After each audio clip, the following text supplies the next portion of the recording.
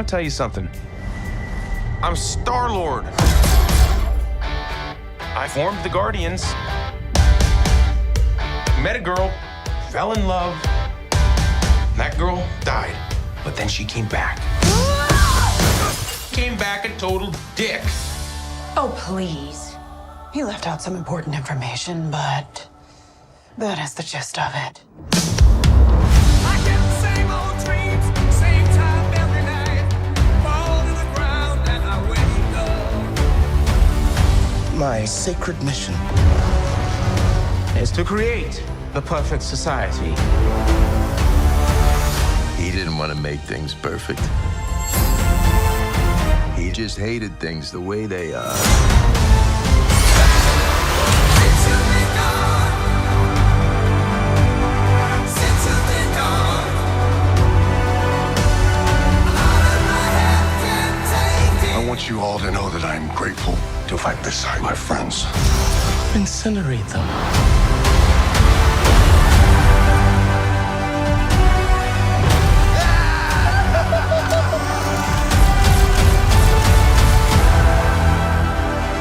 We were always searching for a family until we found each other. Are you ready for one last ride?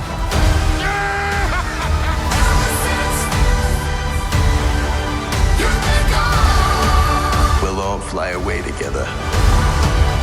Into the forever and beautiful sky. Since you've been gone,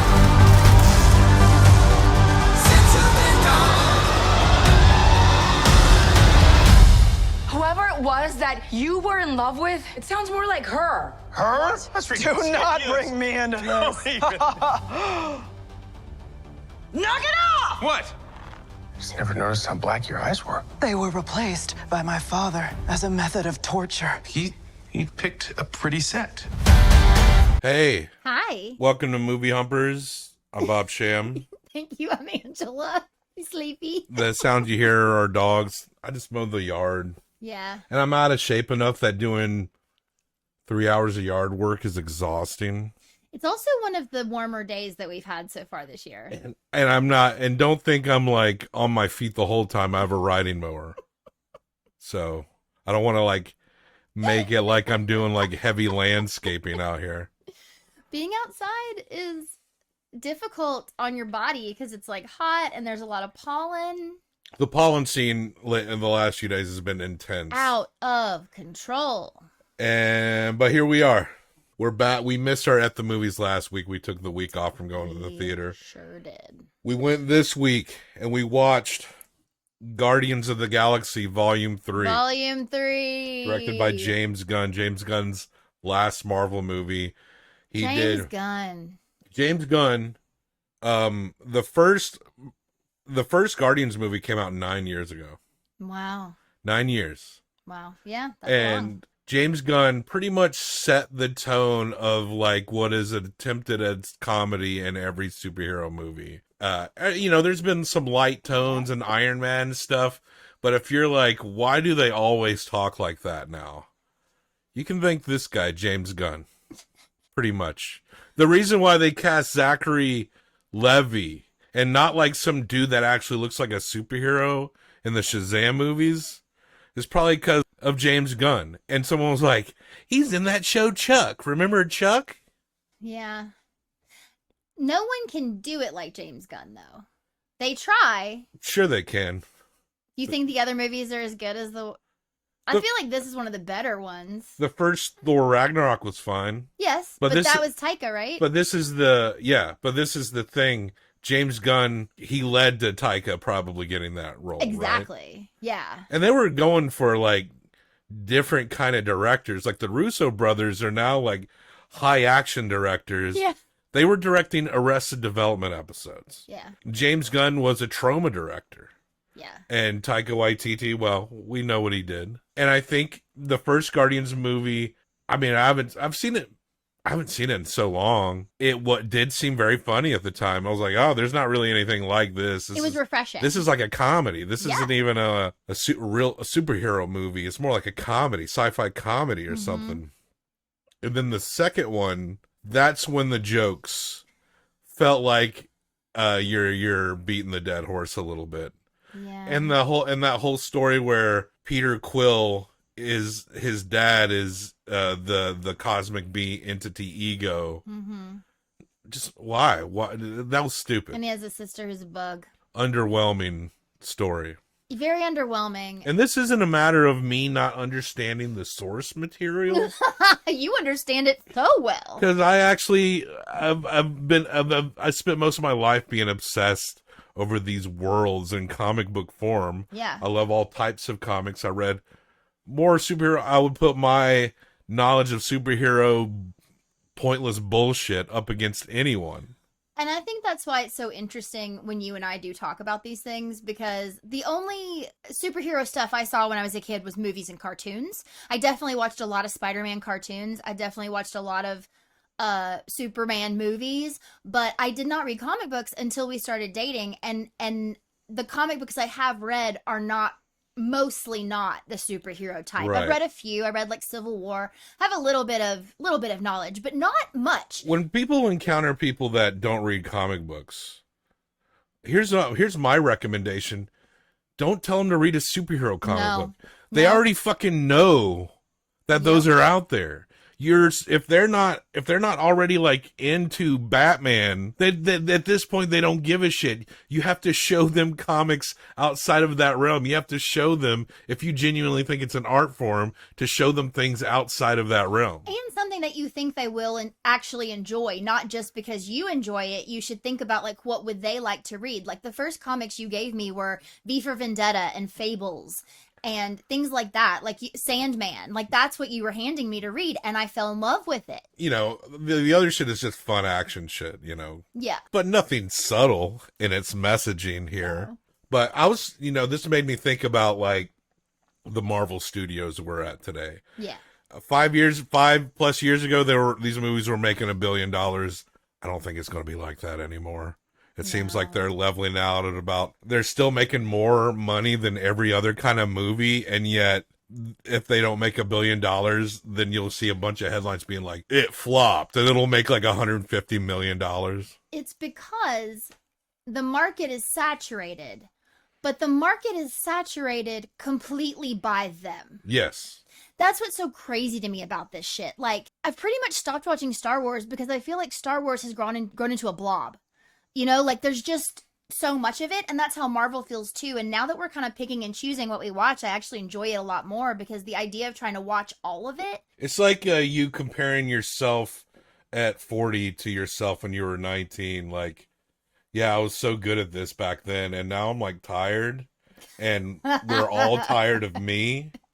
And so, yeah, I'm not getting as much love as I used to. But when we went to see Iron Man, our expectation in 2008, our expectations were fucking rock bottom. Because think about the movies we had. At least every X-Men movie was only half good at best and complete shit at worst.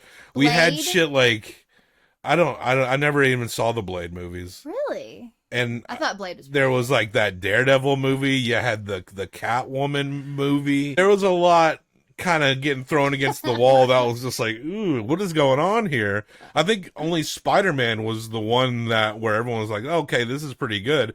Well, we went to watch Iron Man. Looking back, it's a very basic formulaic movie, but it just was so, executed in such a straightforward way, and it wasn't total shit that we were like, wow, that was something else. Yeah. But Marvel took that formula and proceeded to just beat it to death. Disney buys it.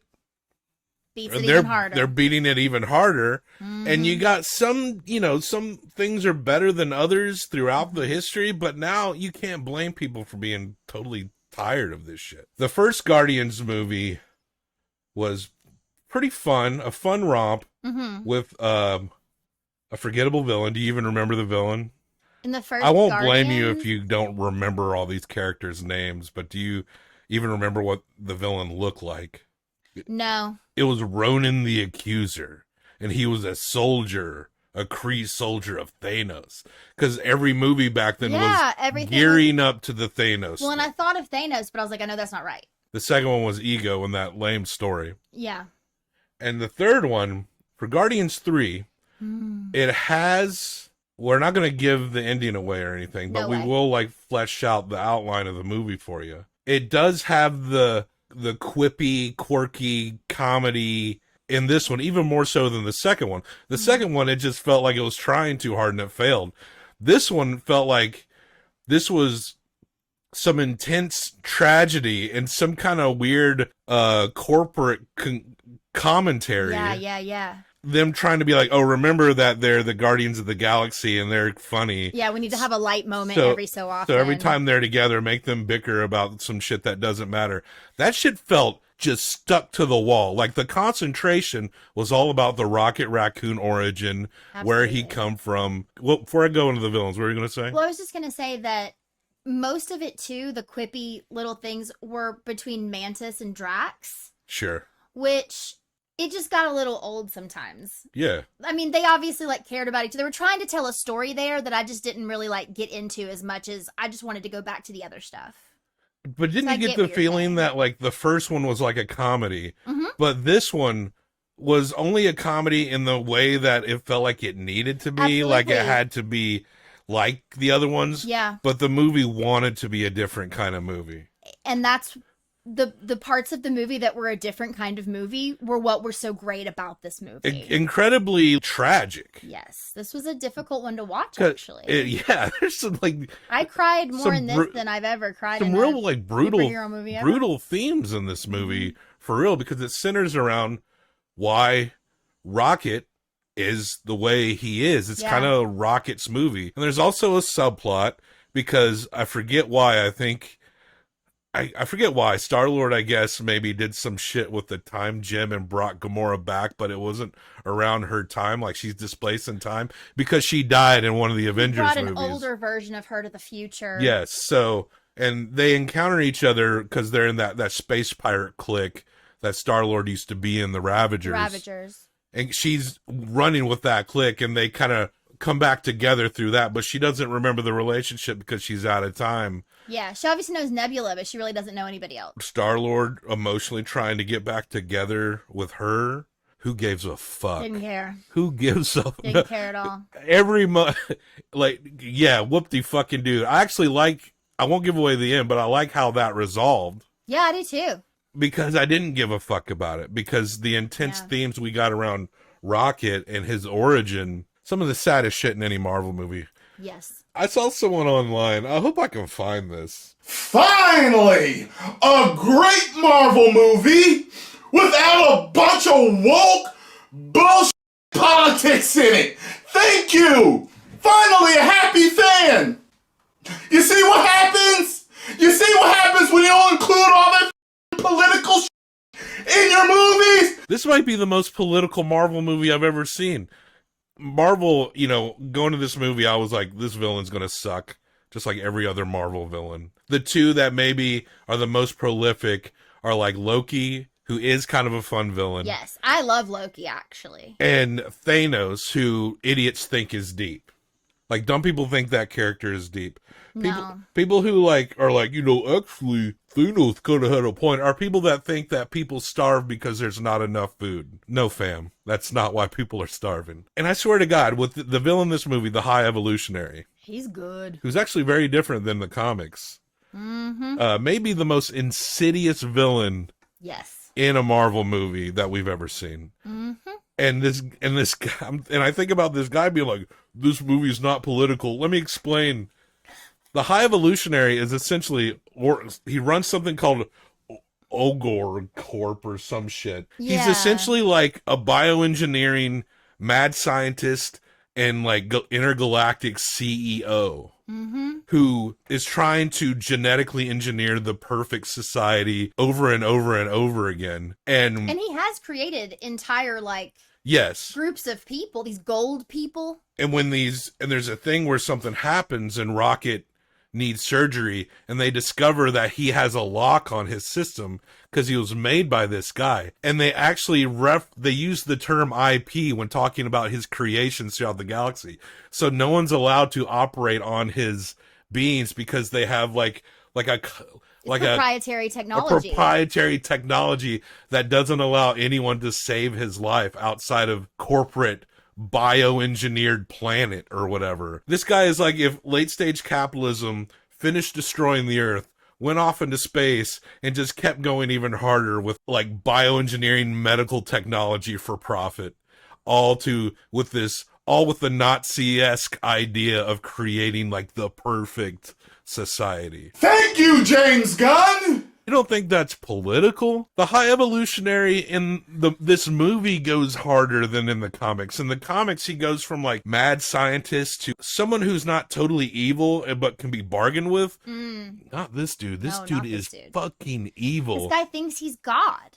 And he's played by Chukwudi Iwuji. And he does he is actually very memorable in this movie. He does a great job. He's one of the most memorable villains in all of modern Marvel. Just memorable movies. Memorable in the sense that you just want to see him just fucking get tortured to death by the end of this movie. Yep. You want to see this guy, the heroes just brutally like each grab a limb and just rip this fucker apart because this dude is irredeemably evil. But yeah, it's an unpolitical movie. The intergalactic bioengineering CEO. Yeah, whatever, cunts. And I swear to God, if anyone in there says that, the High Evolutionary, he's actually has some good points, put that fucker's name on a list and save it for the revolution, all right? On top of that, and centered around that, is just some of the saddest shit you'll ever see in any Marvel movie. Yeah. Some criticism I got was that I had heard about the movie that was almost like too hit you with the sadness. But honestly, in the context of a Marvel movie, I would take that over quippy bullshit during an apocalypse. Yeah. Because that at least makes more sense than people trying to pull out these clever one-liners while horrifying shit is happening to them. And also we have a new, I think in one of the other Guardians movies, we get the Sovereigns, which are the golden people who are trying to make the perfect people. The Warlock? Adam Warlock is what he's called. And he is also very different in this movie. He's kind of like, in the comics, he's almost like this philosophical sagely type. Really? This intergalactic, he's a guy that kind of keeps being reborn over and over again, so he changes and changes. Okay. And they mentioned a cocoon, right? Yeah. And they took him out of his cocoon too early. he's essentially like an ultra-powered being, but he's also like very childlike. He's kind of stupid. Simple. And they're working for the High Evolutionary, but they're only doing it to preserve themselves because they don't want to draw the ire or get fucking deleted. Because whenever the High Evolutionary feels like what he's created is no more, whether it be an entire planet that he's engineered, he will just destroy the whole thing on a whim. Yeah. So he's basically like, if you're no use to me, I'm going to kill you. So they're trying to be useful. And so essentially the Guardians are having to go and get the technology required to help Rocket come back. Yeah. And then we get to certain places, Adam Warlock and what he becomes. I mean, it seems kind of obvious to me that character he seems more of a neutral character who's being used. And then by the end, of course, he's going to be hanging with them. Of course. That's nothing spoilery. He also doesn't have anywhere to go. So he'd either have to be really super evil, die, or become a Guardian. Like, those are his only options. Right. Like, he'd either have, And if you feel like I spoiled that for you, then like... oh yeah, get over it. Have you never seen these movies? I would like to, for a moment, talk about the completely organic spaceship. Oh, yeah. So Org Corp, or whatever the jazz it's called, when they go there to try to find Rocket's files... This whole place is an organism. Yeah. He's grown this whole place, right, with this technology. And so truly they can just slice into the wall and like take a chunk out and like it's still living. Yeah. And my favorite part though was Nathan Fillion is in this movie. And yes, he shows up in a lot of these sorts of movies, but this is like a new character in this one. And he's like the head of the guard or something within this organism spaceship. And these suits that they wear, They look like they're big flesh suits. they look like big flesh suits, like big, like super muscly fat suits. Yeah. Honestly, like they were so bizarre looking. Actually, interesting imagination here Yes. as well. It was crazy cool. That's Guardians of the Galaxy. And we won't say any more than that. The bad guy wins, and they all die. So you're gonna hump this 1 through 5 times. Mm-hmm. I'm gonna hump this 1 through 5 times. Okay. Combined for best out of 10. Do you want to go first? Sure. I knew nothing about what this version or this like volume 3 was supposed to be. I didn't see even one preview. I was a little reticent to even watch it. Obviously, I would go see anything you want me to, but for Really? the show, Really? well, I mean, yeah. I would watch anything you want me to watch for this show. I'm not gonna maybe always like it. Porn? Yeah, watch porn. This is now a porn review podcast. But it has to be one with like a full plot. Like it has to be like a full length plot porn. So we have to go the 70s. What are your thoughts on the movie? Oh yeah, you distracted me. I am gonna go. I think I'm gonna give it a 3.5. Okay, I kind of feel that realm myself. Yeah, I've been kind of going truly between not that high, but like I was at like a 3 to 3.75. Like I couldn't figure out where it falls, and I think 3.5 because the goofy parts aside, I do feel like this is one of the better stories within a Marvel movie, the Rocket Raccoon origin story. It's not as funny as the first one, though. I feel like I need to rewatch the first one to see how I really think it's funny. But the villain is better, and the themes are better. Villain is way better, and it actually is nice that this story is actually kind of more self-contained as opposed to the other ones, which all seem tentatively connected to the Thanos overarching storyline. And now that that's all said and done, seemed really exhausted, you know? So you give it a 3.5. Yeah. Like I said, the quippy stuff seemed more tacked on than ever. It's still annoying. It didn't really do much. The Peter Quill Gamora shit, who cares? It's fine. I mean, you got to expect that in this, right? But the intense tragedy, like it really this movie did make me tear up a couple of times. And the villain is like unbelievably evil that you just intensely hate him. Yeah. And props to that. It's a worthy intro into the summer movie blockbuster oeuvre because, of course, this is like sci-fi adventure, right? Mm-hmm. So I feel where you're at, and I'll be a little nicer because I like the villain performance, and it made me like Rocket a little bit more. I do love Rocket. Even though he's just a little CGI tennis ball that they're all staring at. But I'll give it a 3.75. All right. Combine that, and that brings it to a 7.25. Yes. 7.25. That's still an A, right? Yes. Wait. It's a B. Well, I feel like that's fair. It's B. Like it's our tier system is harsh. Yeah. And that's just how it's going to be. So it is, I would put it above National Lampoon's Loaded Weapon 1. Uh-huh. But it's under Dungeons and Dragons Honor Among That makes Thieves. sense. Yeah, that makes sense. Oh, let me pull this up so y'all can watch me type it. Yeah, I do think like overall Dungeons and Dragons was a better like full movie. Fucking shit. There we go. For sure. You know, like that was a better full movie, and then yeah, sure. That makes sense to me. Because the humor worked better. Yeah, the humor was much. I wrote Guardians of the Dragon. Because I was talking about Dungeons and Dragon. Guardians of the Galaxy, Volume 3. This is compelling, watching me type. Okay, I was going to talk during it, but that's okay.